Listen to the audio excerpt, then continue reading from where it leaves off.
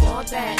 Special delivery. I need that. Special delivery. Welcome to the Special Delivery Podcast. I'm your host, Special, and on this show, I like to do one of two things. Either I'm highlighting brand new music that's dropped, or I'm sitting down with artists to break down their latest project, and that is what we are doing today. I sat down with Illa to break down her project, Clearview, and we got into everything. This woman has an incredible story, and I'm so grateful that she shared it with us. We basically break down every single track on the project. We talk about her working with IAMSU, her featuring her uncle. We also talk about being inspired by Quinn, working with T. Carrier, Cash Campaign, Moe Green, Kuya Beats, being inspired by Usher, just so many things. So let's just hop into it. Hello, Special Delivery. This is Illa, and I'm here today with Special, and we're having a great time. Yay, Illa's here. How you doing? I'm good. How are you? I'm good. I'm so excited to talk about Clearview. Oh my goodness. You already know I'm a big fan of Favor, and Clearview, it just tugs at your heartstrings.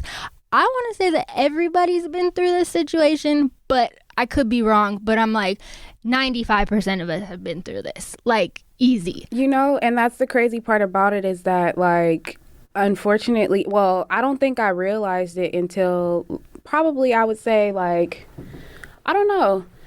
I think we were at the end. Like, I think we were at, like, the mixing portion of Clearview when I was like, damn, I think this is my first heartbreak. Like, you know, every other relationship, I think that I got enough time in that relationship to kind of make peace with my just being tired of it and all the drama. So it wasn't like I wasn't ready. Mm-hmm. With this one, I was totally not ready. Like, it was not what I wanted at all. It was a mutual decision for the better of the two of us, but at the same time, neither of us was really better after. And so it was a lot, but I definitely put it all on there. And so, you know, I even had to pull some things off because it was just too personal. And so, and it was too soon. Mm-hmm. You know, all of this even happening within the year, and then the project kind of being the culmination of the emotion behind it. It's like, if I put this out there, they gonna know. They are going to know. And they gonna look at him and be like, bruh. So I refrained, but yeah, definitely. I mean, we felt it all. Even the stuff that you didn't put, we still kind of felt it. So it's definitely all there. We gotta start with the lowercase for all the song titles. Was that on purpose, and why? Now that we have like social media and everything is so technological, it's like things are relayed how they're typed. Mm-hmm. And so when things are in caps, it's like you're screaming. Mm-hmm. When things are in lowercase, it's like you're whispering. It's just more reserved. Mm-hmm. And throughout this process, I've just been very quiet. I've been very to myself. And so for me, it was just like, I'm telling you, but I'm not alerting you, nor am I giving it a formal title, you know, because I'm not gonna give it that much acknowledgement. Mm. And so I think that's why I really wanted to go with the lowercase for these. People didn't understand that there was something behind that too. That's tight. That's dope though. Like, just thinking about it as a form of like power. Like, I'm not even gonna give it this much power to give you fucking capital letters. Yeah. Like, nah. Yeah. Man, that's incredible. And then before we get into every single track, we gotta talk about the photo shoot for the cover art. I remember you posting those pictures on Instagram. There's so many of them, and they're all so dope. What was that photo shoot like? So that, I give 100% of that credit to Colin Young. He is amazing. A lot of people are gonna be hearing his name very soon. He works with, a lot of people know Taj. Mm-hmm. Taj is a big video director, and he's like been right under him. And so I like keeping everything close. I go for the underdog. I go for the unsighted talent. I go for all of that. And I've been watching Colin for so long. You know, when I was ready to do the cover, I was like, you know, I want you to do it. And so we went back and forth for a while because the title I had forever, I knew Clearview was the title. And so I toyed with a lot of ideas. And my mom, you know, she was like, well, maybe you could do something where you have, you know, sunglasses on and you're like tipping them off. And then maybe you could do like a reflection in the sunglasses, or like you looking out at the horizon. And so I told Colin, I said, I don't really know what to do. And he was like, well, what's the title? And I said, it's called Clearview. And he was like, well, tell me more about what's going on. And so I kind of explained explain my whole situation rather than the actual music. And he was like, all right, bet, let's shoot on Sunday. And I think that was probably like a Wednesday or a Thursday.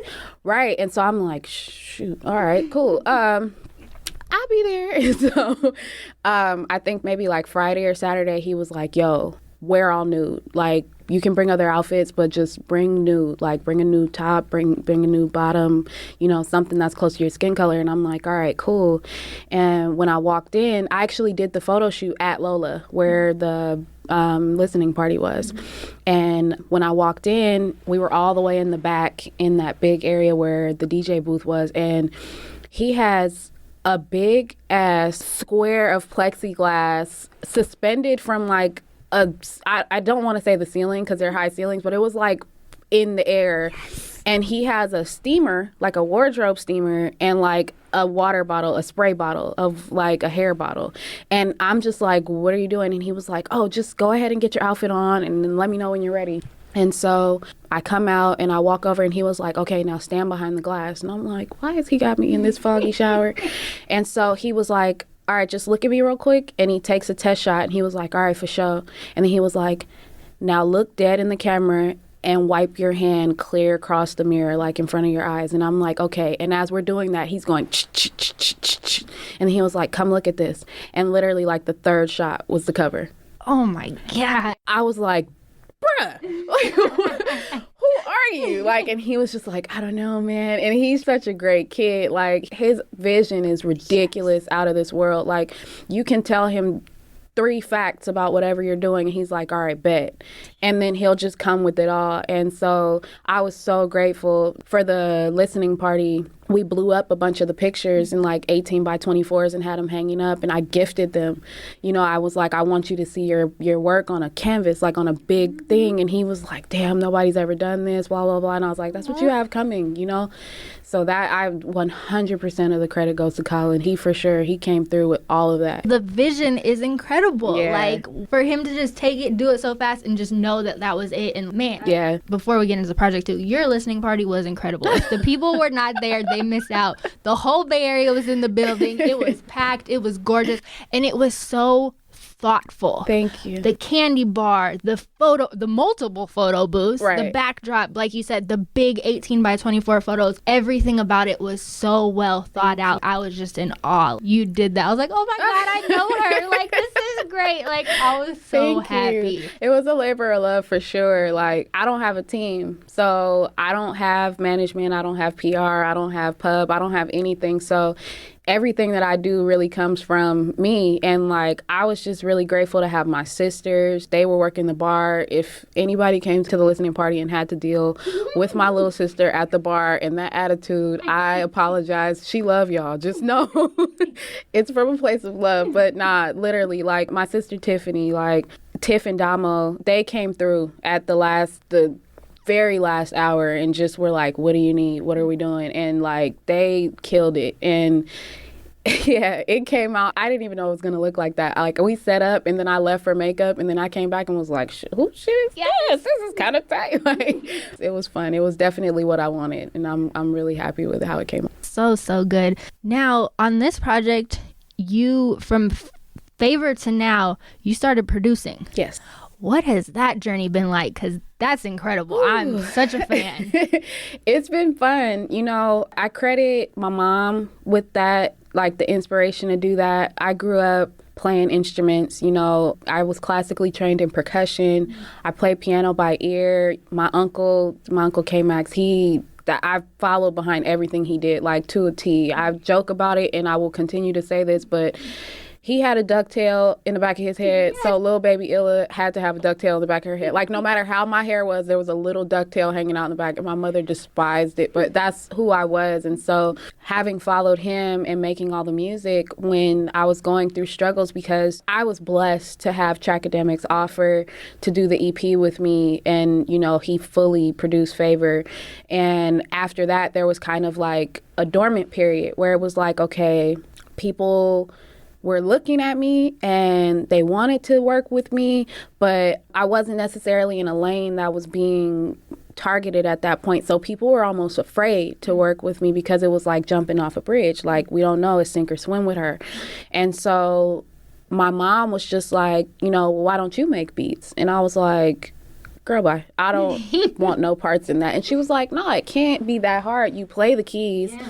You've played the drums all your life. Like, why don't you just try that and see what'll happen? And so I was just like, I don't know. And so I was recording at a studio with my F&F family, Family Not Friends Entertainment, and they had Reason on the desktop there, and I just started experimenting with it, and I was like, it's not hard, And so I literally downloaded Reason on my computer, like the trial version, and sat up for like months and just watch YouTube tutorials on how to do it. I would sit over shoulders. Kuya Beats was very instrumental in helping me find my path in production, whether or not he knew it, even just sitting under him and looking over his shoulder, asking a lot of questions. He was very helpful, never, turned his nose up at me at all. Trackademics, everybody, Drew Banga, a lot of people were around to kind of help me just learn whether or not they knew it. And so once I got it to where I was like, okay, this can kind of work.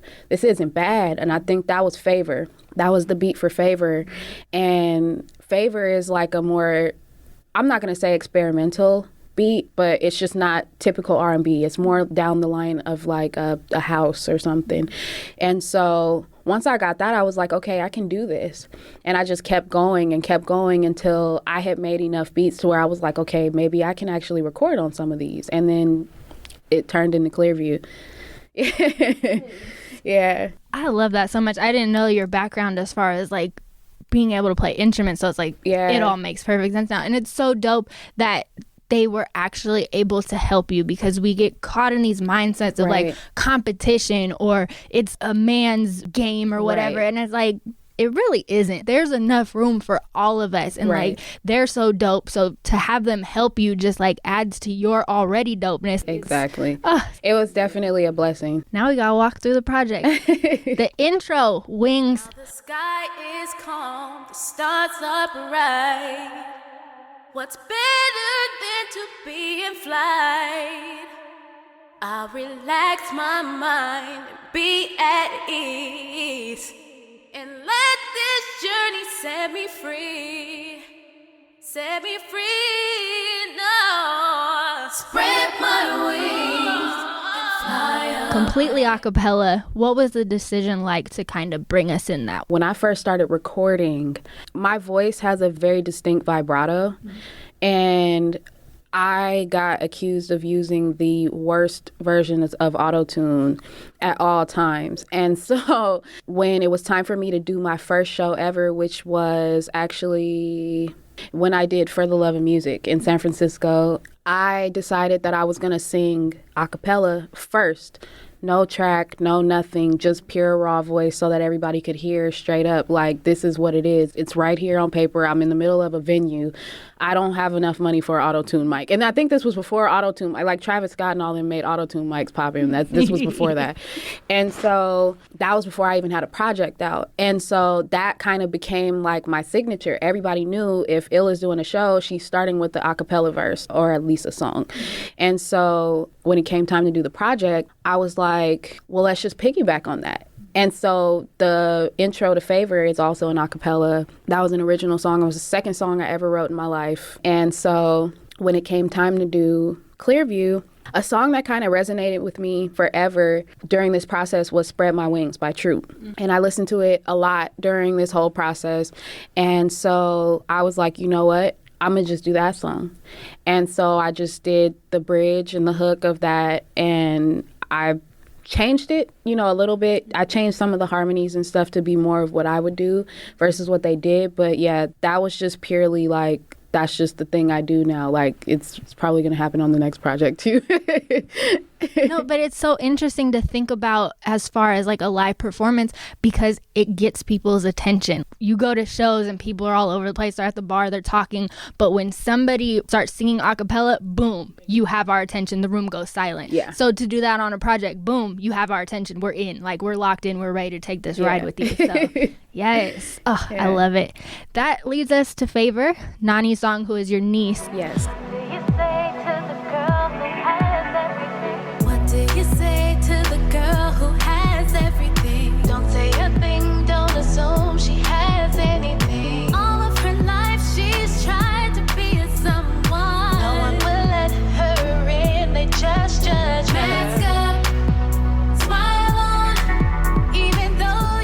love that song because it's such a good story. You think about these girls who people think have everything, but there's so much more to them. Right. We're women. We're complex. It's not just one thing or the other. And I think your storytelling is so good with that one because even not knowing, like, we follow you on Instagram, so we get to see her. But even if you don't know her, you can relate to any kind of woman going through that, young, old, whatever. Yeah. What was it like making that one? So, favorite, how I explain this song is I'm Illa, but I'm Ari. And so, favorite is Big Ari singing to Little Ari, Fat Ari, because Ari used to be fat. And growing up was really, really hard. I was bullied. I was made fun of. I was judged. You know, everybody was like, oh, she's spoiled. Oh, she's this. Oh, she's that. Oh, her hair, this and that. She has good hair. She's like long hair. But then it was like, but you're fat. I had eczema and stuff. So they were like, oh, and you're rashy and you're this and you're that. And so growing up, I used to, like, honest to God, I used to sit up under my mom and, like, read books. Like, I didn't go do nothing. I didn't go outside. I knit.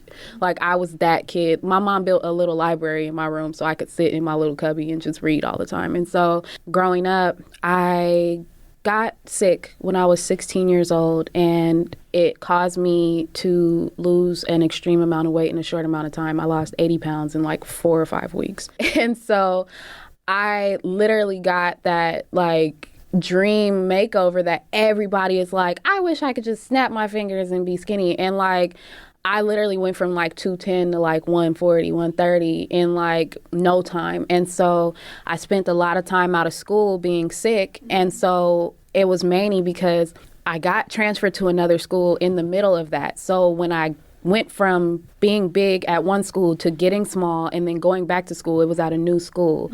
And I walked in and it was like a fresh start.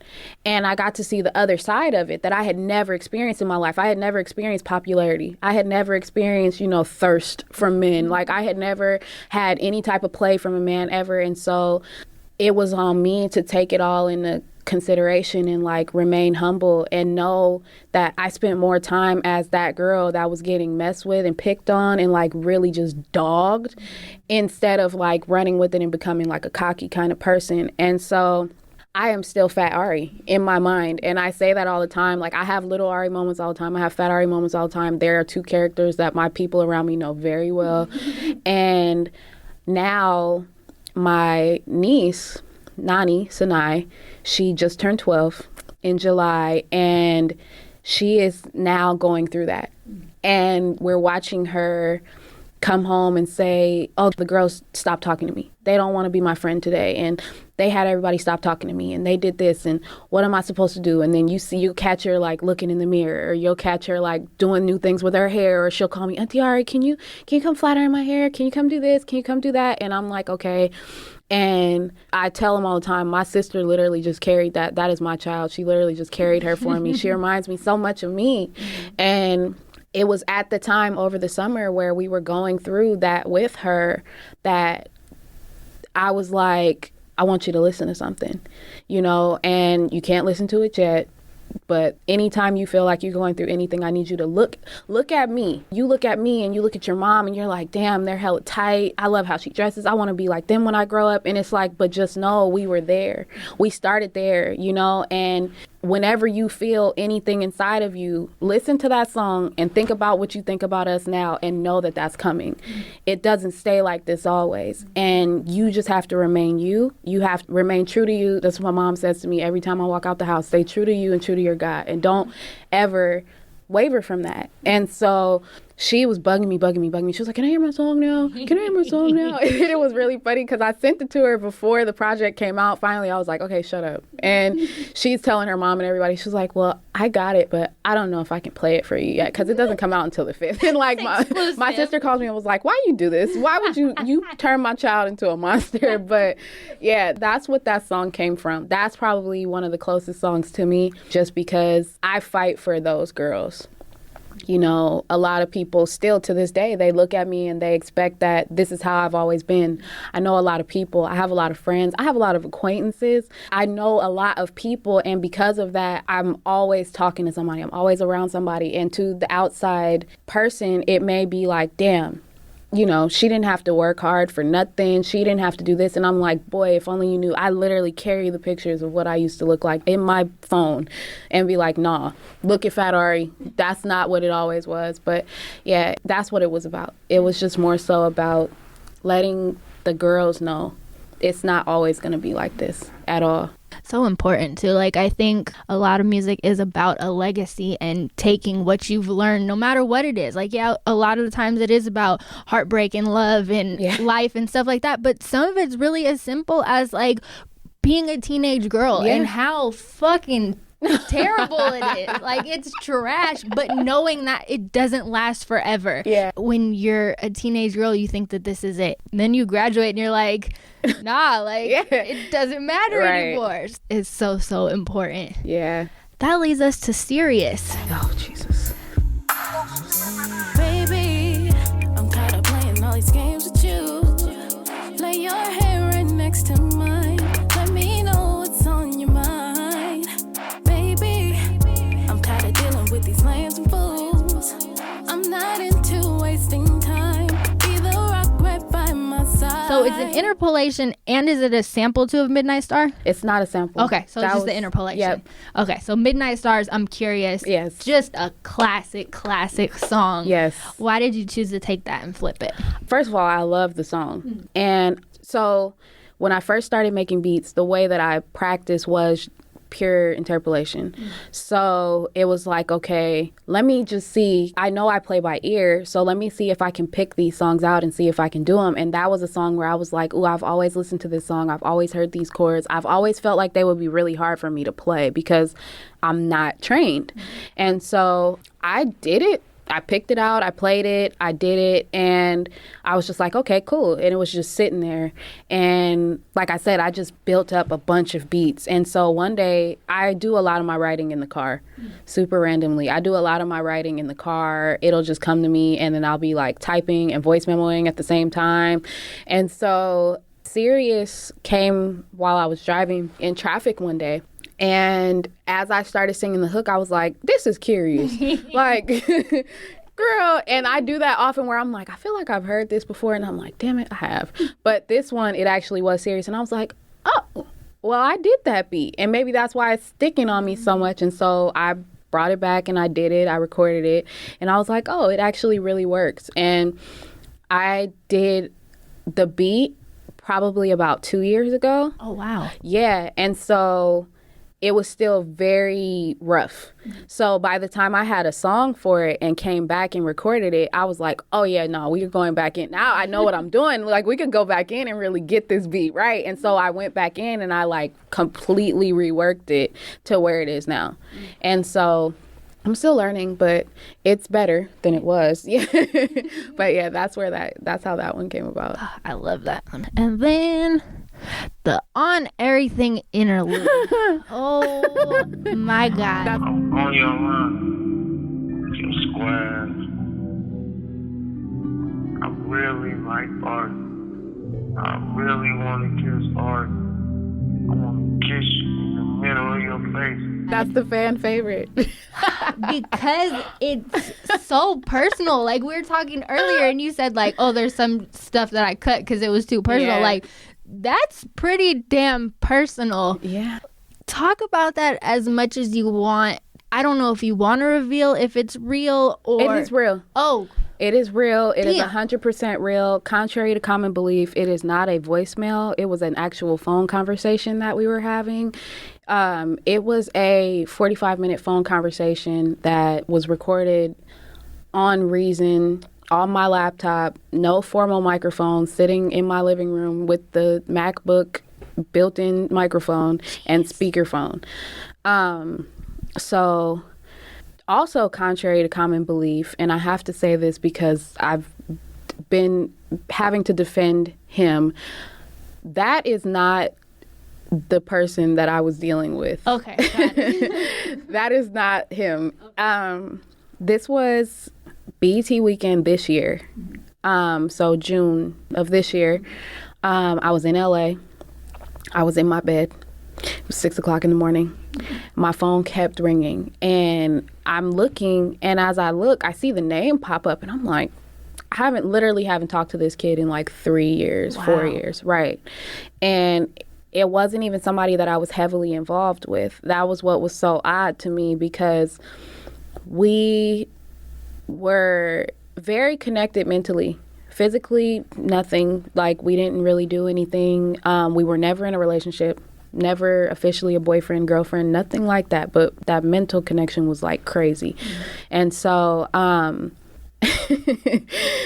the funny part about it that everybody laughs when I say is that he is from East Oakland. So me being a project of the hood and my PTSD, if a male calls me more than one time in a row, I get panicked because I feel like something's wrong. So I'm like, oh shit, what if this nigga got shot or something? Like, I'm like, let me answer the phone. So I'm like, what's up? And he's like, Ari. And I'm like, boy, it's 7 o'clock in the morning at this point. Like, why are you so awake? What's up? And he's like, I just want to talk to you. Like, I just need to talk to you. You've been on my mind. Like, I've been tripping. I don't know what to do. I want to get back to you. Like, I just need to talk to you. And I'm like, okay, let's talk about this when I wake up. Like, I feel you, but it's 7 in the morning. I got home at 5 because it's BET weekend in LA. Like, give me a minute. And so he's like, no, don't get off the phone. And I'm like, bro, I'm hanging up on you. So I hang up, go back to sleep. Couple hours later, calling again. And I'm like, what is going on? And so I had someone staying with me that weekend because everybody was down there for BET weekend. And so when they left, it was just like, okay, I'm like still just moving around the house and stuff, but I'm like, it's empty. The phone keep ringing. I'm like, let me just answer it, you know? And I live in a studio in LA, so it's very personal. If I'm having a personal phone call, I'm like, I don't want to take it while there's people here. And so I took the phone call, and then I had it on speaker because I'm still walking around getting ready, and he's just ranting.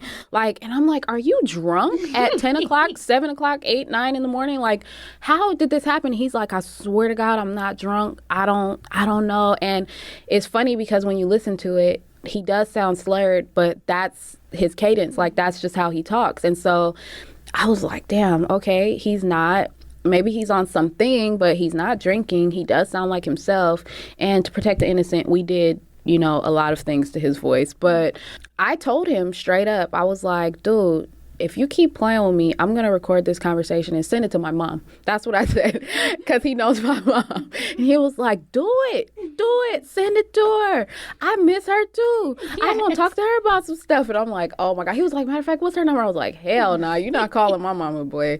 So I recorded it. And then there was a point in the conversation where he was like, record it and play it for whoever fucks you over. He was like, whoever don't think that this is what it is, let them know I don't stop thinking about you. I don't do this. I don't do that. And I'm like, this is gold. Like, I'm like, okay. And so he pretty much, he gave full permission for it to be played. And I just know that his tone, his cadence, everything about how he speaks is so distinct.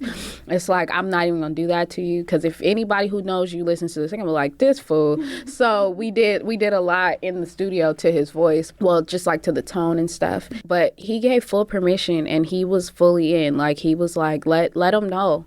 You know what I'm saying? Like, when I found out you had a man, I was hurt and I regretted it. And I heard you don't have one anymore. And I was like, who sent you? Like, how do you know these things? Because I literally hadn't talked to him in 3 or 4 years. And so it was a very long conversation. And I was just like, this is wild. And it fit perfectly with the spirit of the project. And so I was just like, yeah, we gotta drop this in there somewhere. I got to do my SoundCloud rapper thing and put a voicemail on the project. But the crazy thing about, I won't say all of those, but a lot of those voicemail interludes are contrived. You'll occasionally get one that's completely random, but yours is even deeper because it's real, but it also like is almost the other side of the project, but it still fits in with the project. Yeah. Like, it just really helps the storytelling, because when we get into Not No More, if you've been through those situations, you have those voicemails of this person just confessing it, and then 3 days later you're like, wait, I still have this, like, how did this change? So wow, that's super, super dope. That's crazy. And then of course that leads us to Not No More. See, I've grown so tired of playing third and second.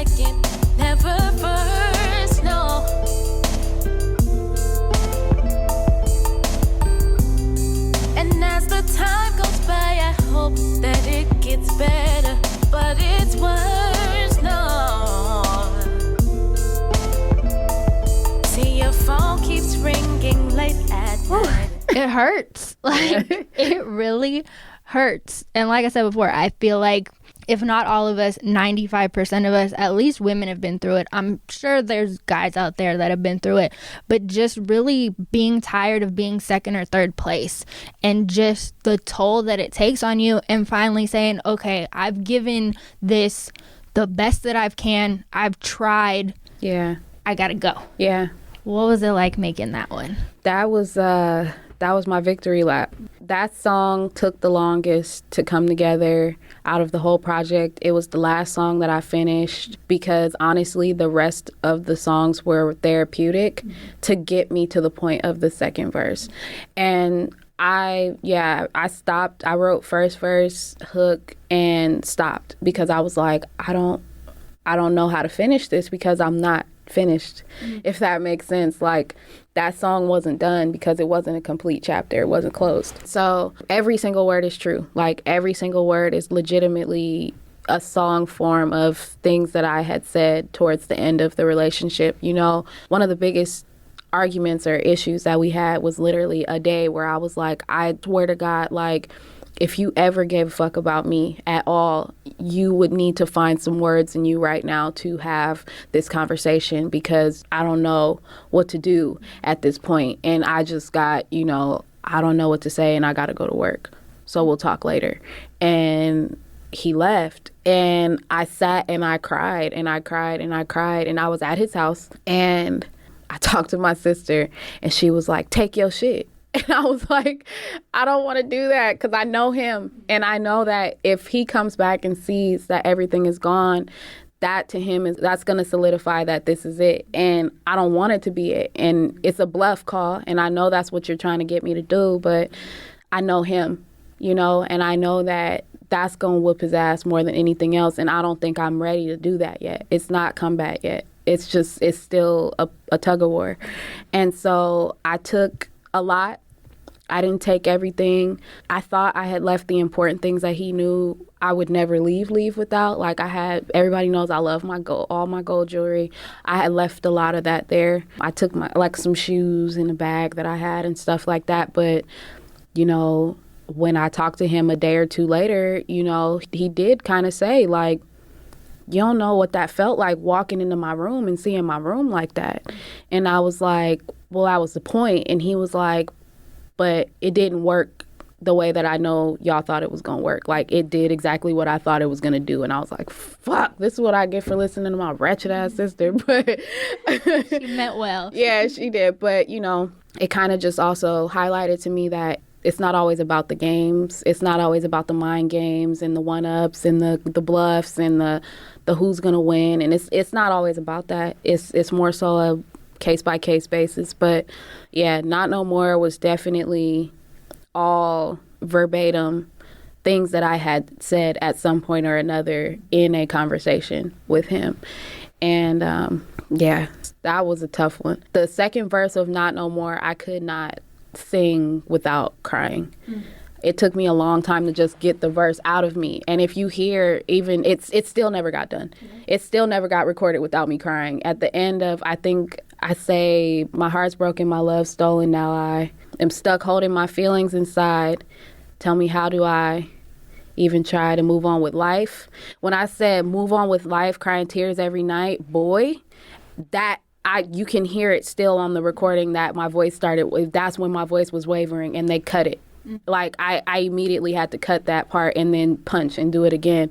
And I literally had to record that song line by line because I would tear up as I was doing it. And I recorded myself, so I would stop it and then I would sit and I would like have that feeling and I would cry a little bit and I would dry it up. I would go outside and get some air and I would come back in and like try and do it again. And so that one, yeah, Not No More was definitely, that's what I said. When I finally got to that last line where I was like, you chose your side, but so stay there. Like, all I can say is take care at this point. Like, I've literally done every single thing that I could do. I feel stupid at how much I've begged and like tried to convince you that this is what I wanted. And if it's not what you want, then I'm not going to force that. So that was it. That was the victory lap right there. That was where I was like, it's done. Yeah. It's done. It's all out. Such a process. Like, goodness. But so therapeutic. You know what I mean? Like, to really just not only write that, but record that. And even if you have to record it line by line, like, to get it out there. And also to have people really relate to it. Like, that situation is trash, but, man, it happens all the time. Yeah. Man. Then we get to Battle. You brought me back. Maybe the way you made me laugh. Before I knew it, my whole world was wrapped up into you. Somewhere in it, something went wrong. I still can't put my finger on exactly what made it all go away. All I know is it isn't the same old. But I can't be mad. I only have myself to blame. Is there a sample on that one? No. Okay. I was like, something sounds familiar. Yeah, no, Battle, there's no sample. A good friend of mine, Will Mandel, I used to rent a studio with him here in Soma, and he plays guitar, all guitar. Well, he plays everything, but I had been trying to explain to him this song that I was hearing in my head, and I was trying to explain it on the keyboard and play it for him, and then he was like, oh, I think I kind of get it, and then I played what I had made, and he was like, oh, I got it, and so he started playing it, and so he played 3 or 4 different guitars, and he just ran it. Like, he just played for like 3-4 minutes each guitar, and I just recorded him in the booth just playing the guitar and just different versions of the same thing. So like a lead of it, the chords, then he would play like the highlights, and then he would play like other parts, and he was just like, is that good? And I was like, that's great. That's perfect. And so once I had all of those components, I chopped it and sequenced it into the beat. So that's why I'm like, it's not a sample, but it is live. It's live guitar played. And I did all of that with it. And the song was done. It was completely acoustic. It was just me and the guitar. And I brought Sue in. IAMSU, he came in, he was like, what's up, man? You got this whole project going and I've not heard anything. Like, you're trash. And so I was like, all right, come on. And he came in the studio, and our other friend was there, and I played Battle, the fully acoustic version. And both of them were just like, dude, this is hard. It reminds me of like Guapole. Like, it reminds me of like that closer type of feeling, but I feel like it needs to like whap. And I was like, Sudan. Like, no, it does not. Like, you're taking away from my art. Like, this is my craft. Like, I don't want to make slap right now. But you're from the Bay Area. Right. So he was just like, watch out. And I was like, okay. So I get up, he sits down, and the first thing he does is he just has that boom, boom, boom. And I was like, oh shit, like, this is a clap. And like, we're all in the studio like, and so like everybody was like, oh shit, this is actually cracking. Like, so he just was like, all right, yeah, we got it. This has to slap. Like, this has to whap. And so he literally put down like 4 bars worth of drums and was just like, all right, that's it, you got it. And I was like, what? Like, this is a 5.5 minute song damn near. Like, you just gave me like 2 lines of drums. And so I just took the drums that he had, and again, like I said, I sequenced them all in. I filled in the parts that he didn't do. There were some breaks that needed to come in. They didn't all need to, it didn't need all whap. Like, there were some parts that needed to be softer, and I filled those in, and I did that. And so he has co-production on that song.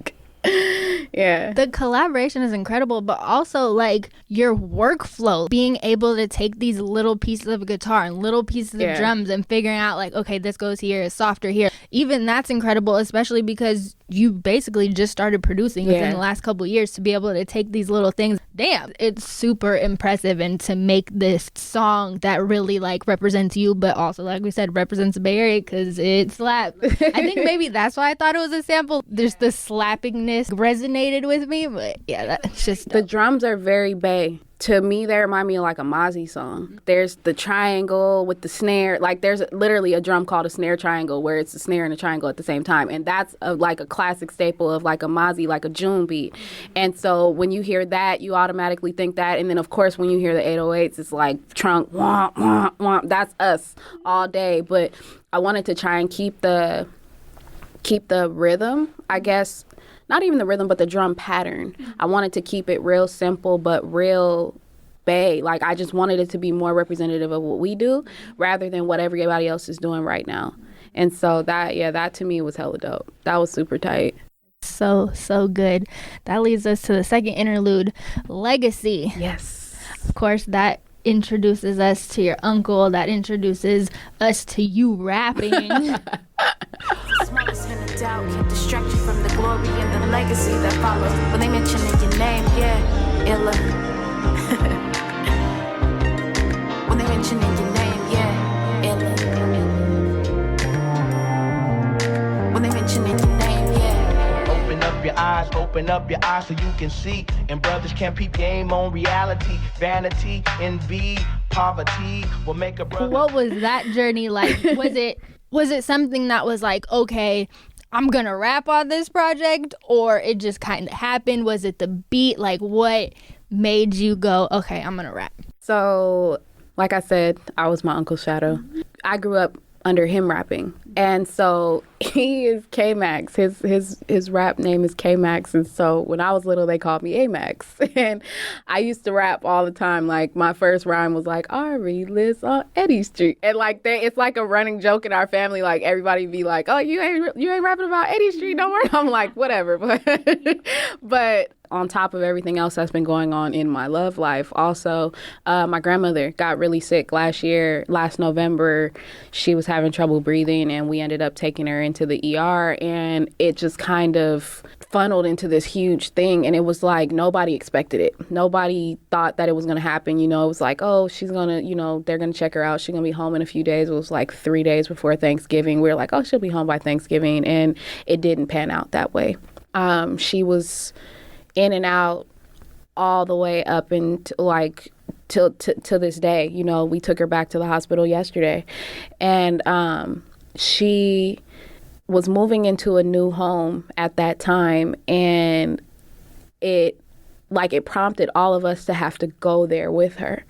And so it was her, my mom, my uncle, and myself, and we were all living in this house for the last almost a year now. It's been about 9 months, and it's forced all of us to stop and be a family again. And throughout that process, of course, you now have 4 adults living in a home together. Now I'm an adult. Now, I'm not little Ari anymore. And so there were times where, we would have our differences, have our issues, and that, to me, there's literally only 4 of us. We don't have a big, huge family. We're all we got. And so anytime any little thing happens, that fucks me up. Like, it breaks me. And so about halfway through the project, I was just toying with things, and one of his old songs came on. He did an album called Still Rolling in like 95 or something like that. And one of the songs had come on my shuffle when I was on my way home from the studio one night. And I was like, damn, I forgot how much this shit slaps. Like, and I was like, you know what? I'm about to do something with this. I'm going to see what I can do with it. And I got to the studio the next day, and I clipped it, sampled it in all the different places that I wanted it to be sampled. Well, I sampled the instrument at the beginning. Beginning of the song is just instruments. And so I sampled that and looped it, and then I played a bass line and a drum over it. But as I got to doing more of it, I was like, during the process, I would talk to him, and I would say, like, I put my computer up at my grandma's house, and I'd be like, hey, can you help me, like, with this? Can you, like, how do I do this? How do I do that? And he would sit over my shoulder, and he would help me do stuff. And, like, more than anything, I just wanted to get him in the studio with me. But because of the state of where my grandma was at, he didn't really... That's his mom. He didn't want to leave her side. And so he literally has dedicated his entire life for the last year almost to being right there with her. And so as I was doing the beat, I was like, okay, I've wanted to do a song with him. I'm going to do a song with him. And so I went back into the song, and I clipped more parts of where, because he raps, but he also sings. And there are parts towards the end where, he sang the hook and he ad-libbed. So I clipped those parts and I put them in. And I'm like, okay, cool. And then as I was sitting there trying to write a song, I was like, this isn't a song. And I was like, this is really my ode to him and what he means to us and what he means to this family. And I was like, I'm his shadow. I gotta rap. Like, there's no other way around it. There's no other possible way to pay homage to him in any other way than to get on this track and spit a fucking 16. And I don't rap because, you know, he grew me up listening to Tribe and Camp Lo and Big and like all this other stuff. So I don't sound like radio rap. I sound like hip hop heads that, you know, everybody's like, ugh, at this point. But I love it, you know, and that's what I grew up on. And so I just thought real hard about it, and it came so fast. And it was just, again, legacy is also a journey. It's a song. It was what I was going through. It was what I was dealing with. And it panned out perfectly to where it sounds like we did that song together. And that is, the sample is the beat that he made in 1995, and it was him singing in 1995. And at the very end, I took a full clip of him actually rapping and put it at the very end. And to me, that was like, we did that together as a unit. And that's why, you know, I understood why he wasn't at the listening party, and I was not mad at that at all. But I wish that he could have been there with me for that. But that's why, you know, we FaceTimed him. And I was like, he's here. You know, he's here, he's there, he's everywhere. He's all in this song. He's in every note that I've ever played on any of this music. It's all from him. And so legacy is that's my ode to my uncle. That's my guy. Like, if it wasn't for him, I wouldn't be me. And so, yeah, that's legacy. I love that. And it's so full circle, going from you being his shadow to still being his shadow, right. And being able to do that in the music. Like, it's so good. Yeah. And then Has to Give. Riding down the highway, listening to Nipsey, trying to figure how to turn these 20s into 50s. Don't want to go back to doing wrong, but it's kind of hard with what's been going on. Yeah. My gas tank on me, still gotta shoot to the feet. Don't know how I'ma make it back. Another example of being super relatable, but then another example of real shit. Yeah. Like, everything on here is so real, down to you being on the bridge with your tank on empty. Ooh, that is the truest story I ever told. It's so funny now. I can actually laugh about it, but that day was shitty. No, when it's happening, it's the worst. Yeah, we're all here in San Francisco. We're all from San Francisco, and the new place that my grandma was at was in Vallejo. It was across the bridge. And so literally daily, we're going back and forth and back and forth. I still work a 9 to 5. Technically, it's a 12 to 5. I'm going to look dead in the camera and say that, because she's going to be pissed if I sit up here and try to say I come in at 9 o'clock. Hey, Danielle. It's a 12 to 5. You know Danielle. Yes. Danielle and Big Ridge. That's, yep. Hey, Danielle, it's a 12 to 5. And it's sometimes a 1 to 5. And it's more often than not a 2 to 5. But, you know, we work hard. We do social services in the low-income housing projects. And she goes so hard. They go so hard. But we are in there daily.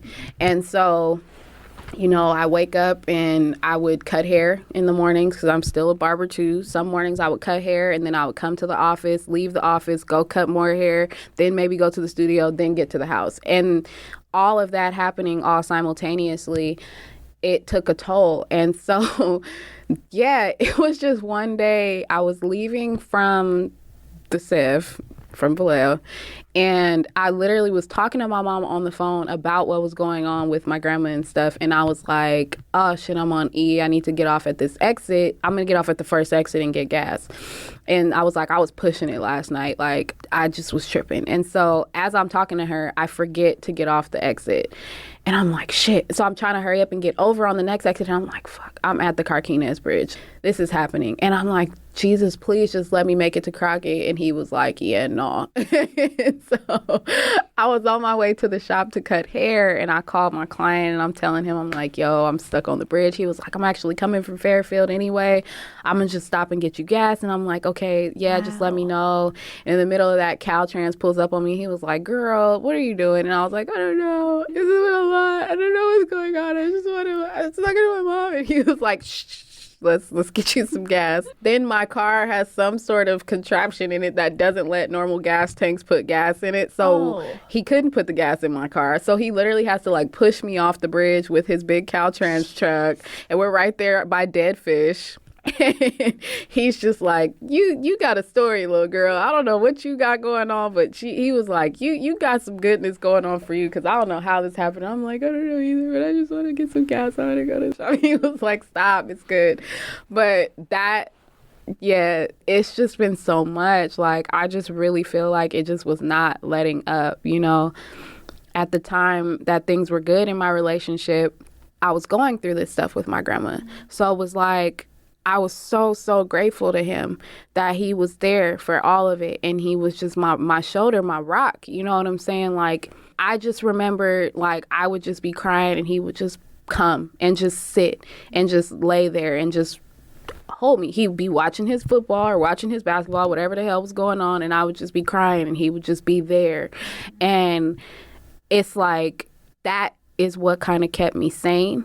So when that left too, it was like, what the fuck is going on? Like, what am I supposed to be getting? What am I supposed to be? Like, I'm at this place in my life now where it's like, I don't necessarily look at the world as, why is this happening to me? But more so like, what am I supposed to be getting from this? Like, what am I don't look at it as happening on me, but that it's happening for me to pay attention. And so I was just like, I don't get it. I don't understand it. Like, what the fuck is going on? Like, something has to give, bro. Like, and that's literally just all that whole day. I just kept saying, well, something has to give. Like, I can't do this shit. Like, I just don't know what the fuck I'm gonna do. Like, we've done stuff in our past that we're not proud of. Like, we've done all types of things. And it's like, it's right there. It's right there. And it's like, I don't want to have to do all this shit. But it's like, if I'm struggling with putting gas in my tank and, you know, getting stuff fixed on my car and like helping with the rent and helping with all types of stuff, bills and everything like that, like, this is it. And that was like my breaking point. And so I finally got gas. I got to the shop. I cut his hair, finished his haircut. And he's just like, you know, cheer up. And I'm like, I'm just quiet. I'm just real quiet today. Like, I'm broken right now. Like, that broke me. And I went to the studio. And again, as I was going to the studio, my phone was on shuffle, and I was 16 when I got sick. So when I was 16, my uncle gave me 4 beats.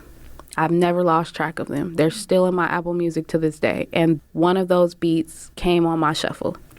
And it was a skeleton of a beat, because he was at that point where he was like, yeah, all right, nigga, you want to sing? All right, for sure. Here, just do these. Let's see what you can do. Take this. Try this, and then we'll see. And I wrote to all of them. And he was like, holy shit, you really want to sing and you really want to do this. And that beat came on, and I was like, this is hard. This is still hard, but it just needs some more. It just needs more to it. And I got to figure out how to do that. But there's more to it. And here we go. I'm going back to we doing a song together. Me and my uncle doing a song together. I'm taking his shit and I'm flipping it. And so I got to the studio. I pulled it up, clipped it a little bit, and I did a lot of stuff to it. I added some stuff to it. I added synths. I added leads. I added a bass line. I added more drums. I broke it down in parts. And I kept the basic skeleton of it, so he's co-producer on that beat. And the song came while I was driving. Like, I just let that ride, that instrumental, like, I just put it on repeat while I was driving, and it was literally riding down the freeway.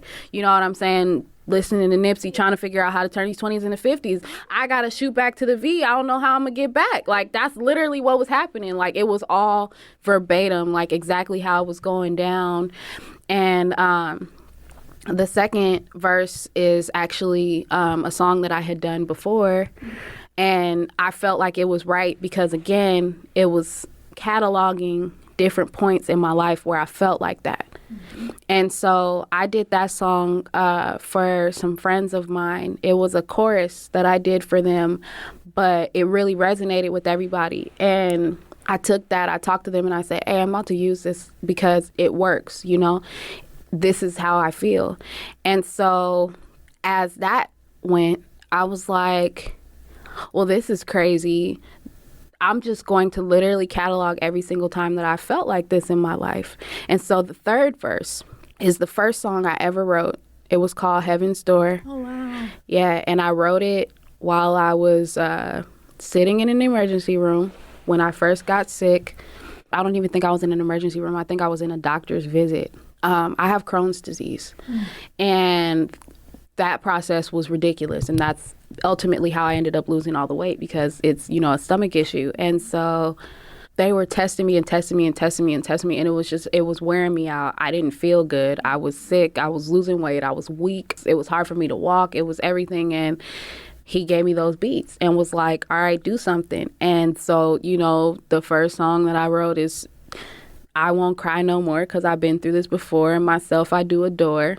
As I knock on heaven's door, I know it will be hard, but I made it this far. And it was just like, damn, it's still happening, but each verse I felt like was a stronger, it went chronologically the opposite way, but I feel like it was different perspectives of how I felt at each point, at each juncture. And so, yeah, It Has to Give was also very close to me, because again, if it made me feel like I was able to do something with him, but it was very much so what I felt at that moment. And it's so interesting too, because just as a person living life, you have these moments where it's like something has to give and you have to really like persevere and get through it. Yeah. But to hear like these very detailed stories in each verse, like, you know what I mean? So very surface level, you could be like, I'm just trying to make it, or I'm just trying to get literally from point A to point B. Something has to give. But to break it down even deeper to these very intense biographical stories, like it's just even more intense, to where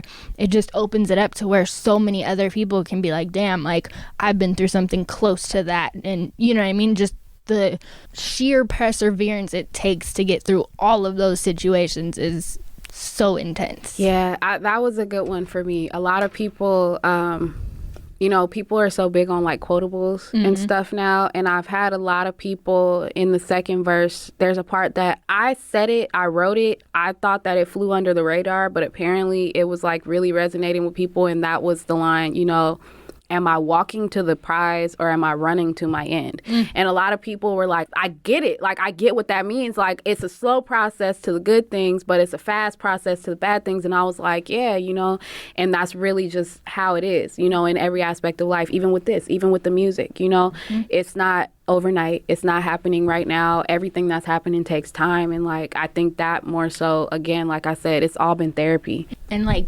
mantras. Yeah. Really talking to yourself. I adore myself. Like, I've been here before. Like, I'm going to make it through. So important. And then traveling. Yes. Give you my heart and you tore it apart. Oh, travel across the barren land just to hold your hand, my love. Oh, travel across the barren land just to hold your hand, my love. You make it sound so sweet, but it's very just sad is not quite the right word, but travel across a barren land just to hold your hand. You make that sound super like cute and sweet, but it's like, nah, like I'm really gonna walk through some bullshit just to hold your hand. Like nothing more, nothing less, like just to hold your hand. Yeah. And it's real. When you're in that situation, you go through that thing where it's like, I'll do whatever just to be next to you. Yeah. What was that journey like to make that one? Traveling was co-written by myself and IAMSU. Sue, he's a different kind of creature. This fool makes music literally 24 hours a day. So you may wake up in the morning and see that you got a text at like 4:12 in the morning. And it's like, hey, what do you think about this? And so he had sent me a very, very, very rough version of Traveling. It was just piano and him singing. And it was him singing the first verse and the chorus. And he was like, this is you. He was like, I was writing this, but I think you should sing this. Like, I think this is you. And I was like, all right, bet. Like, I'm gonna see what I can do. And so I got in the studio and I loaded it up and I just listened to him on repeat. And then I was like, this shit is ridiculous. How did you do that? Like, how did you really write just what I'm feeling, how I feel? And so I told him, I was like, send me what you have. He was like, well, the beat is not done. I was like, send me what you have. We're going to get to work on it. And so he sends me over the chords. And, well, first and foremost, I had to change it to a different key because I don't know how his little angelic falsetto sings those high notes that I can't even sing. But he was like, we fell in love. And I was like, oh my God, I can't even sing that high. And I was like, we fell in love. And I was like, okay, we're going to run this back a little differently. You might have to drop that on the people. Like, just hit him with the rough, just upload it somewhere and be like, oh, it's in the air. The reference track is for sure dropping. Like, I'm busting that fool out for sure. Like, he's going to be like, bruh. And I'm going to be like, yo, bad. But he was reluctant at first to send it to me because he was like, well, nah, because, like, when I see it, I see it desert and, like, I don't hear drums on it. And I was like, okay, but I do. And trust me, please, it's going to be good, I promise. And he was like, oh, I don't know. And I was like, let's rock with it for a little while. And so immediately, the first thing I did is, you know, as soon as the song comes on, it hits a hard bass line. It's just a doo-doo. And that's the first thing I did. I was like, it needs a bass line. Like, it needs a structure that actually tells you where to fall on it. And so I added that in, and I did all of the instrumentation. So he laid the chords, and then I laid the bass line, the synths, the leads, and then, like, all of the other stuff. And then, again, I was like, hey, I need you to come do these drums. And then he was like, but I don't want the drums on it. I'm like, I need you to do these drums. So he pulled up and he did just like he did the last one. He was like, all right, man, this is it. Because I don't even think this song needs drums. And I was like, you're good. It'll be fine. And so I did the same thing. I put the drums all where they were supposed to go. And then I wrote the rest of it. And I wrote the second verse, and I wrote the bridge, and that all came literally from a post-breakup conversation that I had where I actually ended up back over with him and having a conversation about, you know, so what's going to happen? Like, what's the deal? Like, what's going on? And it was just like, I don't know. I can't tell you that we'll never be together again because I don't think that that's going to be what it is. But I don't know why my brain just shut down at this moment. There's too much on me that I don't know how to figure it out. I don't know. I want to get therapy because I don't know what's going on. And so, you know, I literally put that on a verse and I was like, tell me, is there a future for me? Am I the one you're choosing? You know, like all of that literally came from that conversation. Like I literally left from his house and went to the studio and sat there and I cried for a little while. And then I was like, I gotta write a song. And so I put the beat on and I did it. And then I was like, the beat needs to be different here. This is a bridge. And so the bridge was completely composed by me. It just goes right back into the song. But yeah, traveling, definitely, that was a joint effort with me and Sue, and it just fit so perfectly. I had to change a couple of the words. It's really funny because I told you he wrote the first verse. And so there's a part where he said, my idols are my rivals now. And it was from a male perspective, as in saying, like, you know, these are people that I used to want to be around and be like, but now these are the people that you are, like, trying to be with. Yeah. And so now I can't even like them anymore. And I was like, well, I don't want to say my idols because I don't like these hoes. But and then I was like, oh, these hoes, yo side hoes, like, yo side hoes is my rivals, fool. So it was just really funny when he was like, you got me out here looking crazy. I didn't say side hoes. And I was like, well, I can't say idols. And it was just fun, though. But, yeah, that was my first time. You know, Sue is one of my close friends, and we've never done music together. Like I said, this fool makes music at every time, every hour. And there's been a couple times where he'll call me at like 2 a.m. and be like, where you at? Come to the studio. I need you to do this. And like one of the songs on his last project, the song's called Lake Merritt.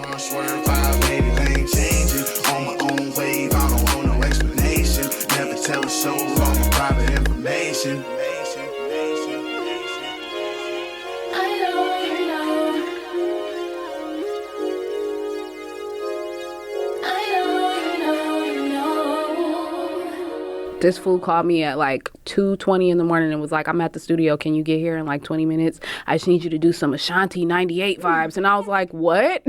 Like, he was like, I need that O2 Ashanti and Ja Rule. And I was like, oh my God. All right, I'm on my way. And we did it. But we've actually never formally sat down and like created and built as much as I hate that word, we've never built. And so it was cool. It was great. It felt good to finally do that with him. I mean, you're literally building, though. Like, the way you make tracks, you're building. And then the last one, We Out. To me, We Out is such a good representation of just being done with the whole thing and like, I'm going to go out. But it's also cool because to me, it's a nice almost introduction to like the next project and what's next for you. Like, it's this perfect bridge of that's the end of that. We're going out. It's a party. It's going down. And that might just lead us to the whole next project and where you go from there. Yeah, it definitely is. Can't hear him. He telling us to come through. That it's about to be a zoo. Yeah. What are we waiting for? You know that we got it locked. We coming high. Yeah, time will stop and all the haters start to talk. Bad bitches in the stacks, all action, never cat until them girls fall back. They can't We Out. That was another one of the beats that I made very early on. Most of the stuff that you'll hear from me that's interpolated is always going to be something that I made very early on because that was how I learned the process. I was really big on this one with like, I can't keep doing samples. I want to do more original stuff. And so, but We Out is just, there's no way We Out wasn't going to make the project. And so I grew up, born and raised in Fillmore, and Queen is a legend. And so I always, Shock the Party is one of my favorite songs, which is, I believe, a Houdini sample. But still, Shock the Party is Shock the Party. We don't care about them people. We love them, but nah. If you from Fillmore, it's Shock the Party, and none of these wannabes want to seize the Queen. So dedicated to the following places: East Coast, Southwest, Midwest, and Deep South. For the 9-6, new name in your mouth. Turning parties out, sipping on Grand Alizé and Hen. None of these wannabes want to seize the Queen. And I do it all again. None of these wannabes wanna seize the Queen. Tonight I came to turn your function outside in. Don't be surprised when your baby boo rides with Queen. I wanted to try and do it because I was trying to experiment with different styles of beats, you know, because I love so many different types of music. It's like I don't want to just be making R&B. I don't want to just be making neo soul. I don't want to just make, you know, I like country music. Maybe one day we're going to do that. But I wanted to know how to do it so that I wasn't a one-trick pony. And so I was like, I gotta make some hyphy shit. Like, I gotta make some like some WAP. And so I was like, okay, let me try it with this. And it turned into more of like a mob. Like, it's more of a real OG Frisco mob song, like RBL, like Quinn, like Mess, you know, real JT. And that's who made that beat was, you know, Shock the Party was JT the Bigger Figure. And so We Out got very, very influenced by my sisters. You actually hear me reference them in the second verse. Shout out to Honey, shout out to Lil Baby, Damo and Tiff. But Honey to my right, Baby to my left, because that's what it always is. And it was literally me being gassed up. That song was written pre-drama. It dropped last year as a single, but it didn't make it on the favor. So I was like, I want to bring it back. A lot of people liked it, and it never was formally released. It was just a SoundCloud release. And so We Out definitely it's also really funny because I don't drink, and so everybody was like, sipping out your cup, like what are you sipping? And I was like, sparkling smart water, duh. Like, coffee, Dr. Pepper, everybody knows what I like. It does not have anything to do with any alcohol. And so, but yeah, no, We Out is definitely, that's my one. Like, that's where it's just like, you're right. That's why I put it at the very end. There was no other place it could go. It kind of reminds me, the emotion that it played in the project, not the emotion that the song is, but the emotion that it played in the project is like You Don't Have to Call by Usher. Yes. And like, it was just like, all right, you know, we going out. Like, you know, I got into it. It's not working. Fuck it. We finna go out. We on to the next. We out. Like, that's it. We out. It's nothing more that needs to be said. And so, yeah, I love We Out. We Out is hyphy. I love how you talk about, like, not wanting to be a one-trick pony, even though you do a bunch of things incredibly. But really, too, making an upbeat track like that is so important because there are so many people who love your music and love you as a person and love R&B music, but a lot of these people are DJs and are, you know, part of party scene. So it's like that you kind of gave them one with that, to where it's like, oh, if you love me, like, you could play this at the party. Right. It really kind of encompasses everything. We Out and Serious, definitely, because that was the one thing with Favor. Favor didn't have like a party song. It didn't have something that could get played in the club or on the radio. I remember everybody loved I Remember. But like I said, at that time, that wasn't even open yet. I'm so grateful for LMA and Boot Up, because now there's another platform for it again. Like, for all of us that have been doing this, like, now it's like, okay, everybody's kind of moving back towards that. But I Remember was just a smidge before its time. This one, I definitely wanted to do that, where it was like, okay, for sure, we're going to make sure that this is something that gets put on the radio. And like I said, Serious too. And then Lil Duval just completely whooped me, because it's funny though, because when I'm at the club or stuff and I hear Serious get played, it gets mixed into the Smile song by Lil Duval. And so it's kind of tight that it flows like that. But I was cracking up. I think I just told my mom that yesterday, because the song came on when we were leaving the hospital, and she was like, yeah, we're upset with him because he stole your shine. And I'm like, well, yeah, nah. But I was like, I literally heard the song on someone's Instagram and was like, what is this? Mm-hmm. And they were like, it's Lil Duval. And I was like, the comedian? For real. When is this? How old is this? When did this come out? They was like, this shit slap. It just came out. And I'm like, yep. I dropped Serious last week, y'all. I can't catch a break. Something has to give. And so I was just like, I can't do it. But yeah, it's kind of tight because it piggybacks on it now. So whereas it was like a problem at first, and I was like, damn, that's crazy. People are going to think I bit his song and this and that. People are actually starting to become more inclined to want to play Serious because it mixes right into that. Yep. So it kind of worked. It was kind of like an alley-oop. I'm not mad. Shout out to all. You put me on by accident. It worked out. Right. And then anything else you want to tell the people about Clearview? There is one more song on Clearview that we didn't talk about, which I was very grateful. Fold. You're right. I'm not good with the freaky shit. Neither am I think I said too much. This the kind of love make you believe in luck. Got me begging for it. I can't get enough. I think I'm losing my mind. God, that was so funny. It was so funny because I said that at the listening party. So Cash Campaign helped me write the second verse of that song, just because I hit a mental block, because I was like, I don't know how to talk about these things. Like, I've always been that girl. I'm not good at dirty talk. I'm not good at any of that stuff. Like, I'm just like, hey, what's up? Like, I don't know how to do all of that. And it's just funny. And so my mom actually got really mad at me at the listening party. She was like, don't you ever tell anyone out loud again that you are not nasty, because that is not, don't you do that. And I was like, all right. And I was like, I'm sorry. I didn't mean to. She was like, don't you do that again. Of all the things your mom to yell at you about. I'm saying, like, I was like, Joe, girl, but I mean, she had a good point. It was, you don't ever want anybody to think like, oh, she says she's not this, and then it's like, oh, I'm not finna do that. And so it was funny, but it's in context. I'm not able to freely speak of those things. To me, I just don't like talking about it. I'm like a prude, and so I'd be like, shut up, stop it. Like, I start blushing and getting all stupid and giggling and shit. But T. Carrier, he has been such a rock through this. Anything that I needed at any point, I'm sending it to him. I'm talking to him. Him and Moe Green. I gave Moe Green executive producer credit on this project.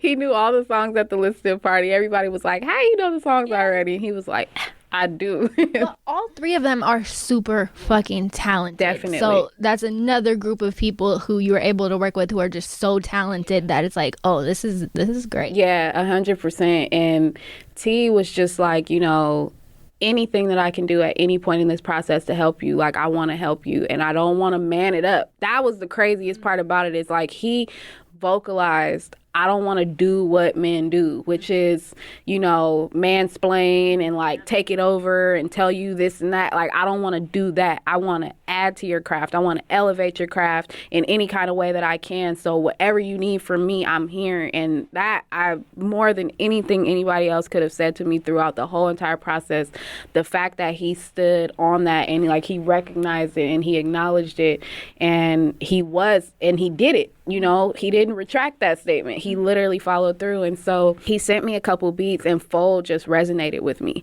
And initially, I wanted to come out with Clearview being 100% produced by me. I didn't want any help because I just had a chip on my shoulder and I had a point to prove. It's like, y'all didn't want to fuck with me, so guess what?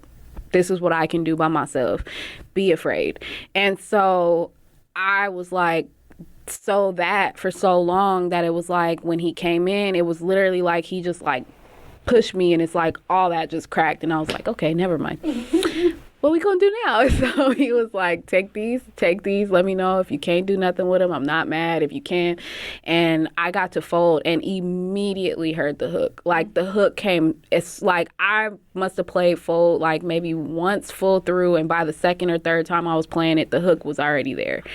And so I was out of the studio for a couple of days with my family, and then when I got back, I had all the voice memos of everything that I had done in the car to it. And so I just put it down, and how I am, if I am doing a song to someone's beat, before I get too far into it, I will send them a rough bounce and be like, what do you think? Because I also wanted to reflect you. And that is something that Kuya Beats tried to explain to me so many years ago that I did not understand until I was a producer. He used to get so mad because I would do the songs without him being able to be there, and he would do the beats. And I didn't understand it. Yeah. I didn't understand it until now. And so now I'm like, I get it. A producer is not just somebody that makes beats. A producer is actually instrumental in crafting the song and structuring the song with you. And so I sent it to T after I did like the first verse and the hook, and I sent it to him, and he was like, yo, wow. And I was like, okay, cool, I'm gonna keep going. And then I sat down and I was like, for sure, okay, second verse, where are you? Like, and I was like, I know how to get, like, I can go to first base. I cannot get to second base on these songs. So I was like, shit, I can't do this. And so I just kind of put it away, and I kept working on other stuff. And then Cash Campaign, he also, one day he hit me and was like, same thing. He was like, you have been a hermit in this studio. Nobody's seen you, but everybody's known you've been in there. You have a bunch of music you're not letting us hear. What's up? So I was like, okay. So he pulled up to the studio, and I just started playing him stuff. And he was like, where's that beat that T did for you? And I was like, oh yeah, let me play that for you. And then I was like, yeah, man, I'm stuck. You know, I don't really know what to do with it. He was like, girl, put it on a loop. I was like, oh, okay. So like, I promise you, it couldn't have been more than like 10 minutes. He was like, you want me to record the reference for you? And I was like, you're done? And he was like, yeah. And so he recorded the reference, and I was like, damn, this is tight. Okay. And so, you know, I recorded the second verse over, and then I did write the bridge and all that. So I finished the song, I sent it to T, and he was just like, yo, this is it. I didn't expect this from that. And I was like, yeah, that's kind of tight. Me neither. But yeah, so that song was done with the two of them, and that was a blessing, definitely, because I didn't want to accept the help just from being jaded, you know. And I highly advise everybody not to get bitter and not to get upset and frustrated to the point where you literally, as much as I hate this phrase because it's so cliche, but you block your blessings. And like, I could have just really held it and been like, nah, I'm good. This one is all me. But that song really, it was a good song, and it came out very well. And so I'm very grateful that he was there for that. It definitely fits the project too. Like, yeah, you get a sense of this back and forth when it gets to Folder. It's like, oh man, but we went back. We all do it, right? but even though I said like I'm not good at the freaky stuff, it's still such a good song, and it fits the project. And my bad for skipping over that. No, you're good. You're good. Anything else you want to tell the people about Clearview? Clearview it's me. It's my baby. It's everything I could have not imagined that I would have been able to say, because I was at a place where I was so broken and so desolate. Like, I just didn't think it was going to be okay. I didn't think anything was going to get better. I can honestly say, because of everything that was going on around me, I was able to understand a lot of concepts that I wasn't able to necessarily grasp before in my life. Like, I will start first and foremost, I will also look into the camera when I'm saying this by saying, at no point in the making of any of this or at any point in my life have I ever felt like I wanted to take my own life. However, I also was one of the people in the world that had a very concrete view and judgment of people that did. And I was definitely one of those people who felt like, you know, how could you do that to the people that you love and this and that? But going through all of these things at the same time, like literally just boom, boom, boom. It's like, it was one day I just woke up and I said, I see how people get to this point. Yeah. And I never felt it. I never wanted to do it. But I really feel like I said earlier, you have to take a step back and kind of out of body experience yourself and your life. And you have to be able to look at it objectively and step and see what is happening, why is it happening, and what can I take from it? What positivity can I take from it? And there is a strength in me that I never, ever, ever would have been able to tap into or even know that I had I not been driven to the edge. And I'm grateful, you know, for everything that's happened over the last year and a half. I'm not happy that my grandma's sick. I'm not happy that I'm not in the relationship that I thought I was going to be in. I'm not happy that, you know, our family is going through what we're going through. I'm not happy that, you know, all that stuff is happening. But by that same token, I can definitely look back and say that everything had to happen to force a reaction. And with those reactions, there was a product. And the product didn't always have to be necessarily tangible, but it could have just been something in me that I needed to know about myself, or something that my mom needed to know, or my uncle needed to know, or my grandma, or even him. You know, there was always something that had to be from what was happening. And so Clearview is just the sonic translation of all of that. It's just the up and the down, the crying and the happiness and the sadness and all of it. You know, it's every portion of every emotion that I had throughout that time. It was a whole different project. I was working on a whole different EP when all this stuff happened, and I literally put it all in a folder and started over. And this all took place from April. And I told myself, I'm putting this project out on my birthday. I got to get it done by my birthday. And I don't think it'll be hard, but I got to do this for me because I need to stand up and prove to myself that none of this is going to break me. And so I got it out and I got it done, and I couldn't believe it. I could not believe that it was done when I was looking at it, and I was just like, this is crazy. But you have to push yourself to that point to know that you can do it. And then only then will the universe start to open up, and everything that you ever wanted or needed or desired will then begin to avail itself to you, and you will manifest even things that you had no idea were within you. And that is what Clearview is, like I said, the sonic embodiment of all of that. And so these are things that I just never would have imagined would be happening from me.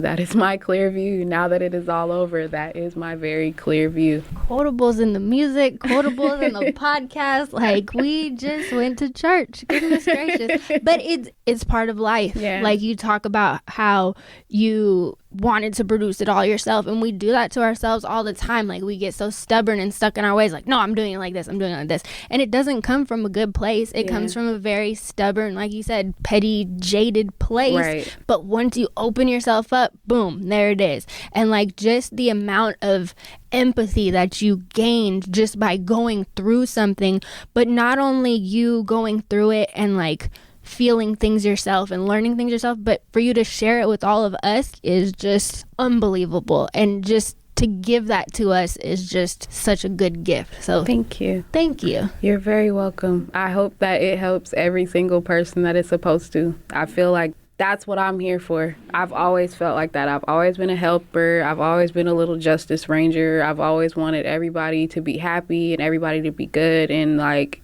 even if that means putting myself out there as a sacrifice, like my privacy, I'm sacrificing my privacy to let you know that you're not alone. And so that's all I want. I want the music to touch the ears that it's supposed to touch and heal the hearts that it's supposed to heal, if it can. You did it. Thank you. Yay. Thank you so much. So fun. You're very welcome. And thank you so much for checking out this episode of the Special Delivery Podcast. If you enjoyed it, make sure to hit that follow or subscribe button on whatever you're listening on. Got a lot more episodes coming up. And then reach out to me. Let me know what your favorite part was, or just say hello. I'm on Twitter at SpecialSays, and on Instagram it's at SpecialSays as well. And this time we're going to do something different. This episode is definitely dedicated to Illa's grandma and her family.